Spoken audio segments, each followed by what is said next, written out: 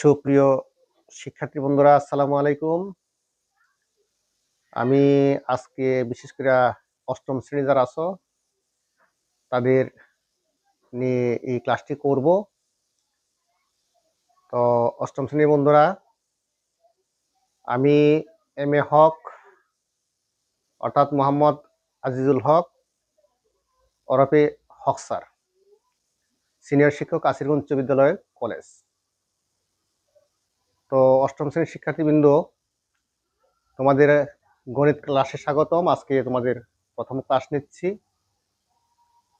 আজকে আমাদের যে বিষয়বস্তু আছে, এই বিষয়বস্তু হচ্ছে যে গণিত বিষয়ে আমরা কিভাবে ভালো করতে পারি, কিভাবে গণিত পড়লে সবচেয়ে ভালো হবে, এটার একটা গাইডলাইন দিব। শিক্ষার্থী বন্ধুরা, আমি বিগত 2000 সাল থেকে শিক্ষকতায় পেশা আছি। এই দীর্ঘ অভিজ্ঞতা থেকে গণিত বা অন্যান্য বিষয় কিভাবে সহজেই করা যায় সেটা আমি তোমাদের চেষ্টা করব সেভাবে করানোর জন্য। তো শিক্ষার্থী বন্ধুরা, তোমরা যারা অষ্টম শ্রেণীতে আছো, তোমরা বিশেষ করে অষ্টম শ্রেণীর যারা শিক্ষার্থী আছো তারা খুবই ভাগ্যবান এবং একটা খুবই সুন্দর ক্লাস। আমি বলবো, এজন্যই বলবো যে তোমাদের নিচে রয়েছে দুটি ক্লাস, 6, 7, উপরে রয়েছে আবার দুটি ক্লাস, নবম এবং দশম শ্রেণী। তো তোমরা মাঝখানে আছো, তোমাদের সিলেবাসটা এরকমই, সহজও নয়, কঠিনও নয়। তো শিক্ষার্থী বন্ধুরা, আমরা একটু পরীক্ষা পদ্ধতি যাই। তোমাদের পরীক্ষা দুইটা, যারা বৃত্তি পরীক্ষা দিবে তাদের জন্য হচ্ছে পরীক্ষা তিনটা পরীক্ষা রয়েছে। তো আমরা এখন তোমাদের যে গণিত বিষয় আছে, এই গণিত বিষয়টার বিভিন্ন দিকগুলা তুলে ধরবো, বিভাগ, মান বন্টন, এগুলা দেখতে হবে। তো আজকে আমরা সরাসরি কোনো চ্যাপ্টারের ক্লাস করাবো না, অর্থাৎ এই ক্লাসটা কোনো সরাসরি চ্যাপ্টারের না, আমরা সার্বিক বিষয়ে আলোচনা করব। তো শিক্ষার্থী বন্ধুরা, তোমরা জানো যে কোনো একটা কাজের জন্য একটা পরিকল্পনা থাকে। তুমি যদি বাজার থেকে একটা ঔষধ কিনে আনো, সেখানে দেখবে একটা লিফলেট দেওয়া থাকে, একটা দিক নির্দেশনা থাকে। একটা গাড়ি কিনো, একটা ক্যালকুলেটর কিনো, প্রত্যেকটার ভিতরে একটা ম্যানুয়াল দেওয়া থাকে। ম্যানুয়ালটা দেওয়া থাকে কিসের জন্য? এটা কিভাবে ব্যবহার করতে হবে। তো আমাদের গণিত সাবজেক্টটার উপরে একটা ম্যানুয়াল থাকবে। এটা সাধারণত আমরা শিক্ষকরা অনেক সময় ক্লাসে বুঝাই না। আমরা যদি একটা জিনিসের দিক নির্দেশনা আমাদের ভালো করে জানা থাকে, তখনই কিন্তু আমরা এই বিষয়টা ভালো করতে পারবো। তো এখানে অনেকের অবজেকশন থাকে যে গণিত বিষয়ে ভালো করতে পারে না। এর পিছনে অনেকগুলা কারণ আছে। ১ নম্বর কারণ হচ্ছে যে গণিত কঠিন বলেই সেটা চর্চা করতে চায় না। আসলে গণিত খুবই সহজ। অন্যান্য বিষয়ের তুলনায় গণিত অবশ্যই সহজ আছে। যারা গণিতের টিচার আছি বা আছে, তাদের ক্লাস নিতেও তেমন কিন্তু পরিশ্রম হয় না। যেমন একটা বাংলা ক্লাস নিতে যে পরিশ্রম হয়, কিন্তু একটা গণিত ক্লাস নিতে তেমন একটা পরিশ্রম হয় না। এখানে প্রশ্ন করতে পারো কেন? কারণটা হলো যে একটা সমস্যা সমাধান করে দেওয়ার পরে এই সমাধানটা উঠাইতে গেছে তোরা এখানে বেশ একটা গ্যাপ পাওয়া যায়, যেখানে শিক্ষকরা বিশ্রাম নিতে পারে, কিন্তু অন্যান্য ক্লাসে সেই জিনিসটা পারে না। তো যা হোক, আমরা মূল আলোচনায় চলে যাই। এই ভিডিওটি যে বা যারা দেখছো তারা একটু মনোযোগ সহকারে দেখবে। প্রথম ক্লাসটা মনোযোগ সহকারে দেখলে বাকি ক্লাসগুলি আশা করি হয়ে পারবে। তো আমি আগেই বলছি যে তোমাদের যে গাণিতিক সমস্যাগুলো আছে, এগুলা একবারে কিভাবে সহজ করা যায়, সহজ পদ্ধতিতে করা যায় সেই ব্যবস্থা আমি করব। তো আমরা আসি আমাদের অষ্টম শ্রেণীর মধ্যে একটা উল্লেখযোগ্য বিষয় হচ্ছে গণিত। এই গণিত বিষয়টা, যেটা আমরা নিম্ন মাধ্যমিক গণিত বলা হয়, এই গণিত বিষয়টাকে আমরা যে আছে আমাদের পরীক্ষা পদ্ধতি আছে। প্রথমে আমরা বিভাগ যাই, এটাকে 4টা বিভাগে ভাগ করা হয়েছে। গণিতটাকে 4টা বিভাগে ভাগ করা আছে। আমি বিভাগ এবং নাম বলতেছি। যেমন ক বিভাগ আছে, আমরা লিখব ক বিভাগ। ক বিভাগ ক বিভাগ হচ্ছে পাটিগণিত। পাটিগণিত। খ বিভাগ খ বিভাগ বীজ গণিত, গ বিভাগ জ্যামিতি এবং ঘ বিভাগ তথ্য উপাত্ত। এই 4টা ভাগে ভাগ করা হয়েছে। আমাদের যে অষ্টম শ্রেণীর গণিতটা আছে এই 4টা বিভাগে ভাগ করা আছে। এই 4টা বিভাগ থেকে আমাদের প্রশ্ন করবে। তা আমরা আমরা জানলাম আমাদের 4টা বিভাগ আছে। ওই 4টা বিভাগ থেকে আমাদের আলাদা প্রশ্ন করতে হবে, কারণ এই জিনিসটা জানা অত্যন্ত জরুরি। যখন প্রশ্ন করবে 4 বিভাগ থেকে প্রশ্ন করবে, কেউ যদি এক বিভাগ খুব ভালো পারে অন্য বিভাগ পড়ে নাই তাহলে কিন্তু তার পুরো প্রশ্নটা কমন করবে না, পুরো প্রশ্নটা কমন করবে না। সে দেখবে এক বিভাগে সবগুলো অঙ্ক কমন করে গেছে কিন্তু অন্য বিভাগ থেকে সে পারতেছে না। এই জন্য এই বিভাগটা খেয়াল করতে হবে। তারপর তোমাকে খেয়াল করতে হবে কোন অধ্যায়টা কোন বিভাগে আছে, কোন অধ্যায়টা কোন বিভাগে আছে সেটা খেয়াল করতে হবে। যাক, এখন আমরা যাই মান বন্টন। প্রথমে প্রশ্নের ধরন। তো প্রশ্নের ধরন হলো আমাদের 3 ধরনের প্রশ্ন করা হয়। গণিতে 3 ধরনের প্রশ্ন করা হয়। 1 নাম্বার প্রশ্ন যেটা আছে, 1 নাম্বার প্রশ্ন এমসিকিউ, এমসিকিউ যেটাকে আমরা বহু নির্বাচনী প্রশ্ন বলি। বহু নির্বাচনী প্রশ্ন। এখানে এমসিকিউ বা বহু নির্বাচনী প্রশ্ন, এমসিকিউ হচ্ছে মাল্টিপল চয়েস কোয়েশ্চেন, সহজে আমরা এমসিকিউ বলবো বারবার যাতে তোমরা সহজেই ধরতে পারবে সেটা। বহু নির্বাচনী প্রশ্ন আমার যে সিলেবাসটা থাকবে, অর্থাৎ তোমরা হাফ ইয়ারলি পরীক্ষা একটা সিলেবাস থাকবে, তারপর তোমার বার্ষিক একটা সিলেবাস থাকবে, তারপর বৃত্তি পরীক্ষার জন্য আরেকটা সিলেবাস থাকবে। ওই সিলেবাসের সম্পূর্ণ অংশ হতে মোট 30টা প্রশ্ন করবে। কয়টা প্রশ্ন করবে? 30টা প্রশ্ন। প্রশ্ন করবে 30টা, প্রতি প্রশ্নের মান 1 সমান সমান 30 নম্বর, সমান সমান 30 নম্বর। এখানে উল্লেখযোগ্য বিষয় হচ্ছে এটা যে 30টা প্রশ্নে কিন্তু বিকল্প প্রশ্ন থাকবে না, অর্থাৎ 30টা প্রশ্ন থাকবে, 30টা প্রশ্নের আনসারই করতে হবে। প্রতিটা প্রশ্নের মান 1, তাহলে 30 গুণন 1 সমান 30 নাম্বার। এই পেপারটা থাকবে আলাদা, এই পেপারটা থাকবে আলাদা, অর্থাৎ তোমার গণিতে 2টা পেপার দেওয়া হবে, একটা হচ্ছে এমসিকিউর জন্য আর একটা হচ্ছে সৃজনশীল প্রশ্নের জন্য। এখন আমরা 2 নম্বরে যাই। 2 নম্বরে যে জিনিস থাকবে আমরা এটাকে এস কিউ বলবো। এস কিউ আমরা সংক্ষিপ্ত প্রশ্ন, সংক্ষিপ্ত প্রশ্ন, সংক্ষিপ্ত প্রশ্ন। এখানে 15টা প্রশ্ন থাকবে, প্রশ্ন থাকবে, 10টির আনসার করতে হবে, 10টির আনসার করতে হবে। 10 গুণন 2 সমান সমান 20 নাম্বার। সংক্ষিপ্ত প্রশ্নটা নতুন করে সংযোজন হয়েছে 2025 সাল থেকে, এটা আগে ছিল না। প্রতিটা ক্লাসে সংক্ষিপ্ত প্রশ্ন এটা সংযোজন হয়েছে। তো এই প্রশ্ন যেটা আছে এখানেও আমার সিলেবাসে যে কয়টা অধ্যায় থাকবে, যে কয়টা অধ্যায় থাকবে, এই কয়টা অধ্যায় থেকে মোট 15টা প্রশ্ন থাকবে, আমাকে 10টা প্রশ্নের আনসার করতে হবে। অর্থাৎ এখানে আমার একটা সুযোগ আছে, 5টা বিকল্প প্রশ্ন থাকবে। আমাদের 5টা এখানে বিকল্প প্রশ্ন থাকবে। এই 15 থেকে আমরা যখন 10টা আনসার করব তো 10 দুগুণে কত পাওয়া যাবে? 20 নাম্বার পাওয়া যাবে। 10 দুগুণে 20। আমরা এখন যাব 3 নাম্বার ধাপ। আমরা যে 3 নাম্বার ধাপ, এটাকে আমরা সিকিউ বলবো। সিকিউ বা সৃজনশীল প্রশ্ন,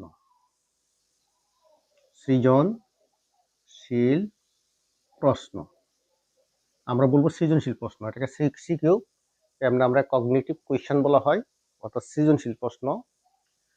এই সৃজনশীল প্রশ্ন কিভাবে থাকবে, এটা কিন্তু আমাদের বিভাগ গণিত থাকবে। আগেরগুলা বিভাগ থাকলেও এটা ধরা বাঁধার নিয়ম নাই, যেমন এমসিকিউ ধরা বাঁধার নিয়ম নাই, থাকতে পারে 5টা বা 6টা এরকম থাকতে পারে বলা আছে। কিন্তু এখানে আমাদের যে সৃজনশীল প্রশ্ন আছে, সিকিউ প্রশ্ন আছে, সেটা কিন্তু প্রতি বিভাগ থেকে নির্ধারিত আছে। কোন বিভাগ থেকে কয়টা প্রশ্ন থাকবে নির্ধারিত আছে এবং উত্তরটাও নির্ধারিত আছে।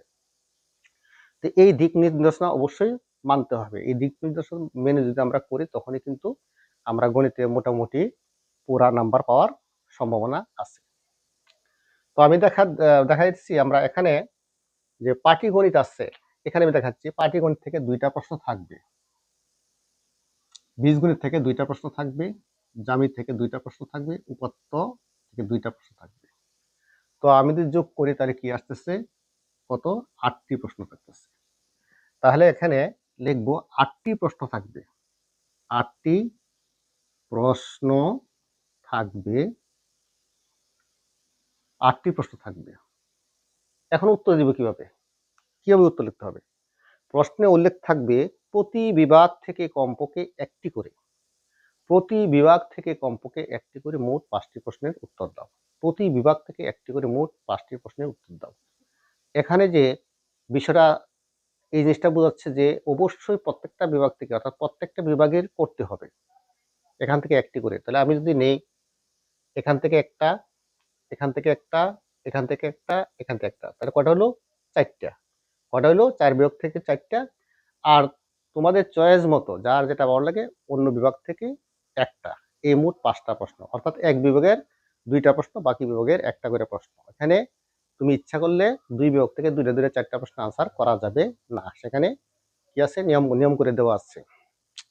তো নাম্বার কত, আবার 8টি থাকবে, আমাদের আনসার করতে হবে 5টি, 5টির উত্তর দিতে হবে, 5টির উত্তর দিতে হবে, উত্তর দিতে হবে। এখন আমরা নাম্বার দিকে যাই। নাম্বার হলো সৃজনশীল প্রশ্নের আবার 3টা অংশ আছে। সৃজনশীল প্রশ্নের 3টা অংশ আছে, ক, 2, খ, 4, গ, 4। এই মোট হইল কত, 10 গুণন কত, 5 = 50। এখন খেয়াল করো আমার নাম্বার কত আছে, এখানে আছে 30, এখানে আছে কত, 20, এখানে আছে 50, তাহলে কত, এই 100 নম্বর। এই 100 নম্বর পরীক্ষা, আমাদের এই 100 নম্বর পরীক্ষা হবে। এই দুইটা মিলা 3 এবং 4, এটা হবে এক প্রশ্নে করবে, যেটা আমরা খাতায় উত্তর লিখব, এটা থাকতে হবে। আর এই প্রশ্নটা আমরা অনেক স্কুলে আছে যে প্রশ্নে বৃত্ত ভরাট করে দেওয়া হয়, আবার অনেক স্কুলে আমরা আনসার শিট দেই, ওই আনসার শিটে বৃত্ত ভরাট করা হয়, প্রশ্নটা বাড়িতে নিয়ে যাওয়ার সুযোগ আছে। আবার কোনো স্কুলে দেখা যায় যে ওই প্রশ্ন হাতে বৃত্ত ভরাট করে সেটা জমা দিতে হয়। আর আমাদের যে মূল খাতা আছে, মূল খাতার জন্য আমরা কি করব, এই 2 নম্বর 3 নম্বর প্রশ্নের আনসার করতে হবে। তো শিক্ষার্থী বন্ধুরা, এখন আমাদের এখানে প্রাপ্ত 5 নম্বর হচ্ছে 33, 5 নম্বর হবে 33, 100 থেকে 33 নম্বর 5 নম্বর হবে। তো আমরা এই হলো আমার মানবন্টন, এই মানবন্টনটা অবশ্যই আমাদের খেয়াল করতে হবে, মানবন্টন খেয়াল করতে হবে। আমি যারা যারা একটু দুর্বল প্রকৃতির আছো, একটু বুদ্ধি করে যদি সিলেবাসটাকে আরো তুমি 50% করো, তারপরে তুমি 100% আনসার করা সম্ভব। সিকিউ প্রশ্ন 100% আনসার করা সম্ভব। কারণটা কি? কারণ এখানে পাটিগণিতে 2টা প্রশ্ন থাকবে, এখানে আনসার করতে হবে একটা, তার মানে 50%। আমার সর্বসাকুল্য অধ্যায় আছে 3টা, পাটিগণিতে অধ্যায় আছে 3, অধ্যায় 1, অধ্যায় 2, অধ্যায় 3, এই 3টা অধ্যায় আছে মাত্র। তো 3টা অধ্যায় থেকে 2টা প্রশ্ন করবে যদি পুরা সিলেবাস থাকে।